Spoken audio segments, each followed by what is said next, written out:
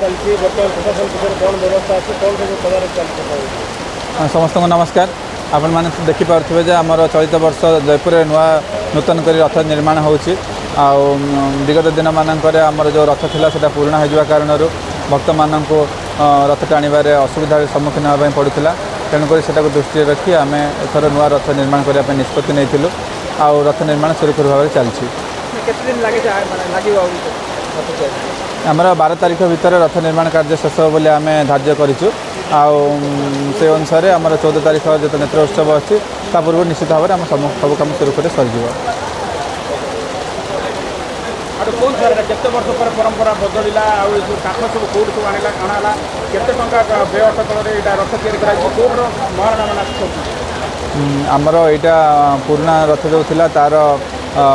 चौड़ाटा थिला 25 फुट थिला तार उच्चता थिला 40 फुट थिला ये आम नुआ रथ तैयारी होची तार चौड़ा होची 28 फुट एवं तार उच्चता होची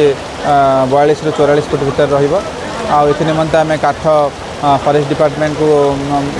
चिठी करूँ। फॉरेस्ट डिपार्टमेंट रामगिरी जंगल आम जो सुखला काठ थिला माने जो गछ गुड़ा माने डेड ट्री कहते से ट्री आमको किसी गछ काटापी परमिशन देते ऑफिशियली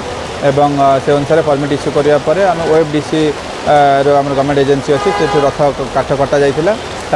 रथ निर्माण कर जो महाराणा मैंने नियोजित होती से कुंद्रारू आसुँच। सर ये जो रथ जी उच्चा है जी तार जो उषार है आम जो मेन रोड चली पड़े ना किसी समस्या निश्चित भाव में आम मेन रोड चौड़ा केते अच्छी से प्रथम मापिकी रथ निर्माण कर चली पार निश्चित भाव में किसी असुविधा हेनी। टेक्निकल कमिटी 2 थर आसी देखी गले से आसवे फाइनाल से सर्टिफाई कलापर आम रथ यात्रा रथ गड़ नहीं आमर तो आउ क्रॉस वेयर किसी ना तेणुक रथ चलवर किसी असुविधा ना मेन रोड आम खाली अच्छी तेणुक रथ चलवर किसी असुविधा हेनी हाइट किसी समस्या ना।